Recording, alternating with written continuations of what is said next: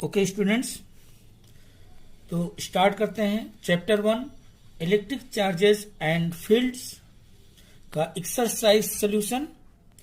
तो एक्सरसाइज का question number 1.1 देखें। What is the force between two small charged spheres having charges of 2 into 10 raised power minus 7 coulomb and 3 into 10 raised power minus 7 coulomb placed 30 centimeter apart in the air। ठीक है।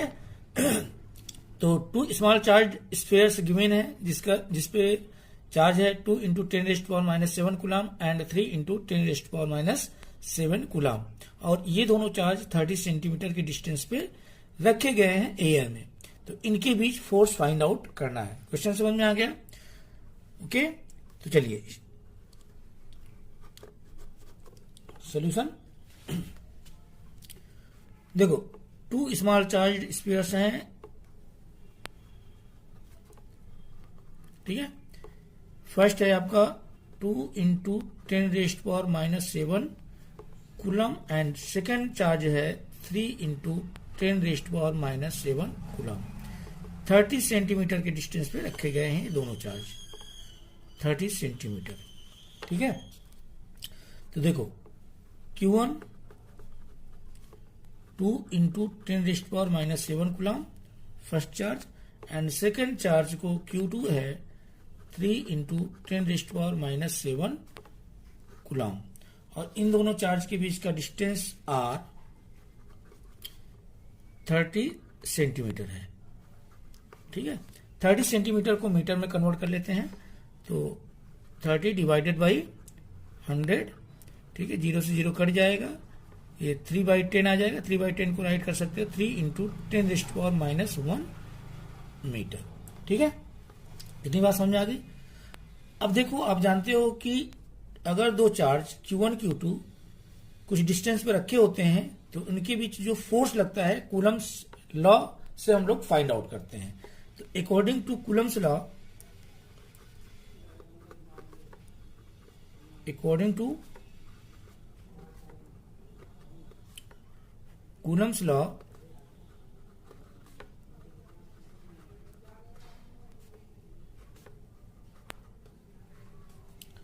ठीक है, क्या formula होता है?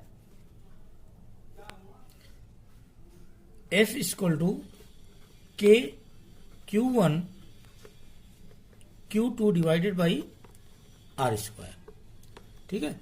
ये formula होता है, आप जानते हो। अगर दो चार्ज जो है Q1 Q2 R डिस्टेंस पे रखे गए हैं, तो ये फॉर्मूला होता है, ठीक है। यहां पे देखो K क्या है?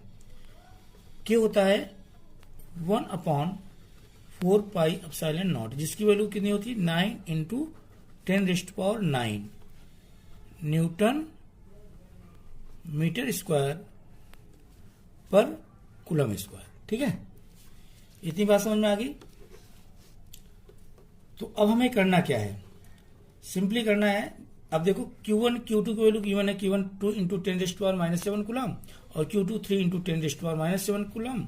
R की value 3 into 10 raised power minus 1 metre है। तो हम F इस फार्मूले में पुट कर देंगे तो दोनों के बीच का फोर्स आ जाएगा, ठीक है। तो पुट कर देते हैं वैल्यू। F equal to